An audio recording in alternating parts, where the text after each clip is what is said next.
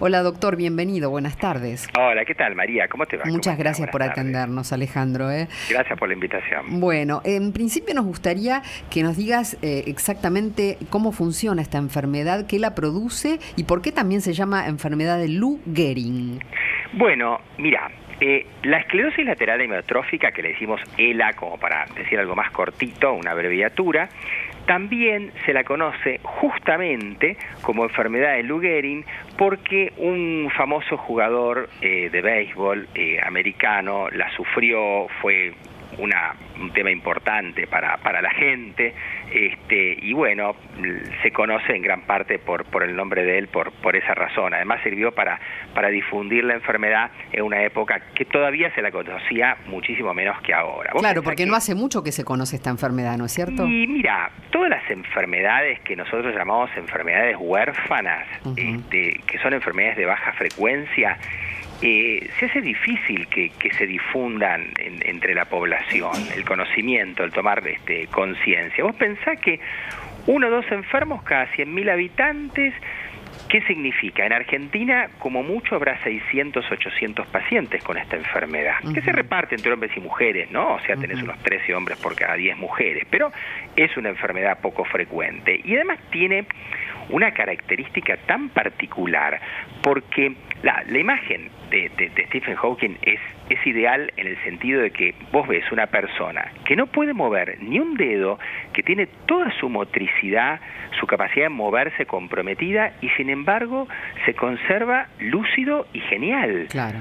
¿Por qué? Porque esta enfermedad te lesiona las neuronas motoras y por tanto se te atrofian todos los músculos, pero vos en realidad ¿qué vas a conservar? Y vos estás conservando tu sensibilidad, tu visión, tu audición, tu gusto, tu olfato, todos tus sentidos, todos los sentidos. Y tu inteligencia. Sí.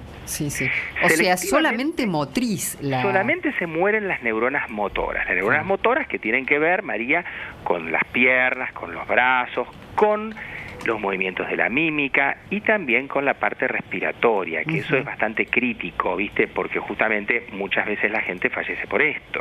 Claro, por el tema respiratorio. Claro. Vos sabés que respecto de lo que vos contabas, el panorama que le habían dado cuando era joven Stephen Hawking, claro, los tiempos cambiaron un poco, algunos medicamentos aparecieron, pero igual sigue siendo de un pronóstico difícil. Yo te diría que al día de hoy el 30% de los pacientes fallece a los 3 años. Y que hay un 10% que todavía vive a los 10. Pero de todos modos es una enfermedad que lleva a la gente a estar discapacitada, a estar postrada. Hay un medicamento antiglutamato que se llama Riluzole, que se vende desde hace unos años, que cambió un poco el panorama. Apareció ahora otro medicamento recientemente aprobado por la FDA, el edarabone, que se usa para un subgrupo de pacientes, ¿no? Que son los que tienen una enfermedad que no tiene una evolución mayor de 2 años y que la lentifica un poco, pero ninguno de los 2 remedios te cura ni te revierte la enfermedad. Sí, yo quería contar, mira, por ahí algunos oyentes se acuerdan de cuando yo estaba en la otra radio y vos te debes acordar que traje al programa de los sábados a un ex jugador de la selección sudafricana de rugby que se llamaba Just van der Westhuizen, que había sido campeón con aquella selección con la que Mandela reunificó a su país, y él fue diagnosticado con esa enfermedad, creo que fue en el año 2010. Yo lo tuve invitado en el programa cuando vino a la Argentina porque él armó una fundación para luchar contra esa enfermedad. Él tenía todas las posibilidades, todas, económicas y de apoyo nacional de su país, Sudáfrica, del mundo, y se hizo el tratamiento más sofisticado con unas inyecciones que eran carísimas, que se las daban en Inglaterra, que debe ser seguramente la medicación a la que vos te referís y que probablemente le mantuvo la calidad de vida por un poquito más de tiempo, algunos meses más. Finalmente terminó falleciendo el año pasado y sucedió su evolución en los plazos más habituales, que son 5 o 6 años, ¿no es cierto? Pero me refiero con esto a que tuvo todas las posibilidades a su alcance y así todo no pudo combatir esa enfermedad, ¿no es cierto? El caso de Hawkins es notable. Sí, es notable porque, bueno, supongo que habrá jugado un poco el azar o la suerte, y por otro lado, bueno, una persona máximamente cuidada. Una forma no del todo típica, porque vos sabés que esta enfermedad en general comienza a comprometer a gente de más edad. Te diría entre los 40 y los 70, si te pongo bueno, el caso, la edad perdón, de los Alejandro, extremos. el caso más famoso que tenemos nosotros es el de Fontana Rosa, ¿no? Claro, por supuesto. Que sí, efectivamente lo afectó ya más de grande. Sí, eso es lo típico, Cada tanto aparecen personas más jóvenes, no sé si recuerdan, creo que fue el año pasado que el autor de Bob Esponja anunció que tiene ELA.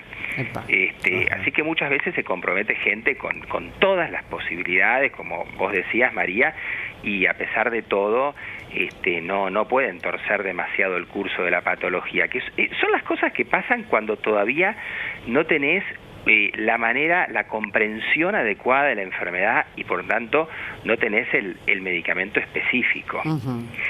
Ustedes piensen que... Pues son enfermedades raras y se destinan menos fondos para inversión, esto debe ser así, ¿no? También. Sí, pero también a veces es difícil porque no todo tiene un mecanismo químico entendible, porque es cierto que se está investigando y trabajando y está un poco trabado el tema en la esclerosis lateral amiotrófica, pero vos pensás que otra enfermedad, en cierto sentido también degenerativa, pero que compromete muchísima más gente y que se destina evidentemente más dinero, como el Alzheimer, también está un poco trabada. Todavía no ha salido a la venta un medicamento específico.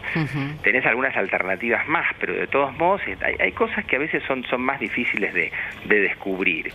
Y cuando eso no está adecuadamente resuelto, ni la gente que tiene todo el poder puede lograr un tratamiento satisfactorio. Sí. Piensen, hace muchos años el millonario, por ejemplo, del Planeta, que era Onassis, bueno, se le complicó la vida por una miastenia gravis, que hoy en día es una patología que se medica perfectamente y que cualquier persona no solamente obtiene el tratamiento, sino que hasta hay una ley que te otorga gratuitamente el remedio. Claro. Se maneja bien porque está entendido el mecanismo. Ahora, ¿hay alguna pista de cuál es el origen de esta enfermedad, Alejandro? Y pista, mira, aparentemente tiene que ver con que, claro, en el cuerpo, lo que forma la estructura del cuerpo, de las células, de las neuronas, las proteínas, se gastan y se van reemplazando. Uno, cada vez que se gasta una proteína que cumple una determinada función en una célula neurona, la cambias por una nueva.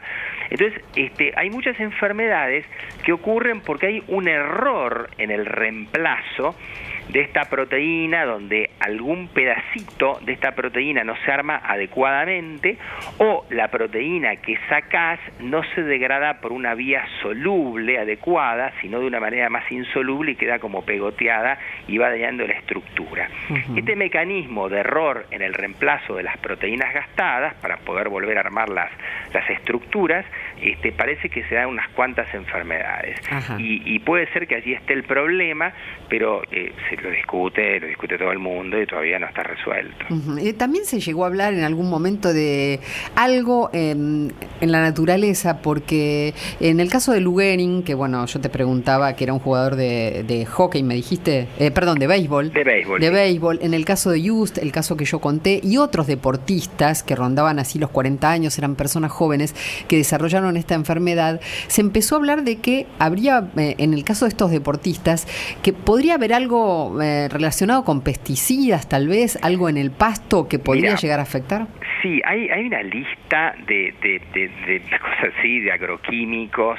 Después también en algún momento dijeron el exceso de actividad física o actividad deportiva, pero lo que pasa es que es tan larga la lista que prácticamente se ha dicho todo, y eso pasó con otras enfermedades. Después tenés un pequeño porcentaje de ELA que es genético, que ocurre porque hay un gen que está alterado y hay un problema en los mecanismos antioxidantes del cuerpo.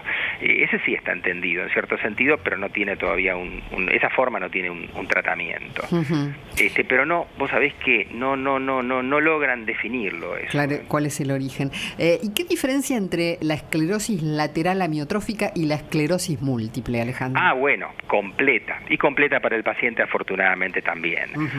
Porque la esclerosis múltiple es una enfermedad donde en realidad podemos decir que primero que es algo que se da en la gente más joven, ¿no? Donde se te pierde la mielina o la envoltura que recubre las neuronas. Pero acá hablamos de neuronas motoras, sensitivas, de coordinación, visuales, o sea, se puede comprometer todas las funciones. Pero como es autoinmune y se entendió cómo ocurre la enfermedad, cuál es la patogenia, se diseñaron inmunomoduladores que te congelan prácticamente la enfermedad, María. Si vos atendés un paciente que ha hecho un episodio o 2 episodios, que nosotros le decimos brotes, de esclerosis múltiple, que es un poco más frecuente que la esclerosis lateral amiotrófica, como 10 veces más frecuente, vos le haces una resonancia magnética, le haces un estudio de líquido cefalorraquídeo, alguna otra cosa, y tenés el diagnóstico con el sello. Entonces a ese paciente le das un medicamento que además por la reglamentación argentina se considera también enfermedad de baja incidencia y alto costo, tiene el medicamento de forma gratuita, cubierto en un 100%, y ese paciente de verdad que le detenés la patología, sobre todo las formas tempranas, no, el panorama, el pronóstico es muchísimo más alentador, no, absolutamente, realmente los pacientes que comienzan, a todos les damos siempre es mejor no tener nada, claro, pero no, les damos un pronóstico bueno y la mayoría, digamos, hace una vida normal. Qué bueno. ¿Y el Parkinson tiene algún parentesco con esto? Y el Parkinson, bueno, con la ELA sí, porque es una enfermedad degenerativa. La verdad que, mira, el Parkinson tiene que ver con que en el tronco cerebral se te pierden las neuronas que fabrican dopamina. Cuando perdés el 70% o más de las neuronas que fabrican dopamina, te empieza la rigidez, la lentitud de movimiento, tenés esa postura medio encorvada y muchos pacientes tienen temblor, o sea, tenés Parkinson. Es muy frecuente, el 1% de los pacientes de más de 60 años tienen Parkinson. Ahora, el gran asunto acá es por qué perdés neuronas que fabrican dopamina, las neuronas dopaminérgicas que están en la sustancia negra. Parece que lo genético tiene cada vez más peso. Vos sabés que hay una lista, pero de muchos genes actualmente, tal es así que hay ahora paneles genéticos para poder saber cuál es el gen responsable de tu Parkinson. Y el Parkinson, digamos que se trata como se trata la enfermedad que tiene, bueno, como un hipotiroidismo, viste que si la glándula tiroides no te funcionan, te dan hormona tiroidea por boca, eso se llama terapia sustitutiva. Entonces, bueno, acá haces lo mismo, no fabricas dopamina, entonces o te dan un remedio que se transforma en dopamina en tu cerebro, o te dan un medicamento que imita, llaman agonistas, que imita el efecto de la dopamina. Los pacientes realmente pueden vivir bien por una cantidad de años muy importantes. Se los cuida con estos medicamentos, hay algunos medicamentos neuroprotectores que evitan que se te pierdan las neuronas que te quedan para fabricar dopamina, y después hablamos ya de pacientes de 15 o 20 años de evolución, Claro. Ya esos pacientes donde los remedios ya no tienen mucha acción porque se van quedando sin receptores, lo mismo que hace el remedio lo estamos haciendo ahora con cablecitos, con un circuito. Se les coloca al paciente un dispositivo implantable que es como un marcapasos. Lo que pasa es que el electrodo, en lugar de ir al músculo cardíaco, va a un lugar del cerebro, a un tronco, a un núcleo que está en el cerebro, cerca del tronco. Y vos sabés que mejoran mucho. Y esos aparatos duran, la batería les dura como 9 años. Qué bárbaro. Así que, no, el Parkinson, si bien no tenemos la posibilidad de revertirlo, sí tenemos la posibilidad de compensarlo por una enorme cantidad de años. Bueno, buenas noticias y ojalá haya mejores en el futuro. Gracias, Alejandro, por este contacto. Gracias por la invitación. Gracias, saludos a todos tus oyentes y bueno, que vos y Tato termine muy bien el día. Muchas gracias.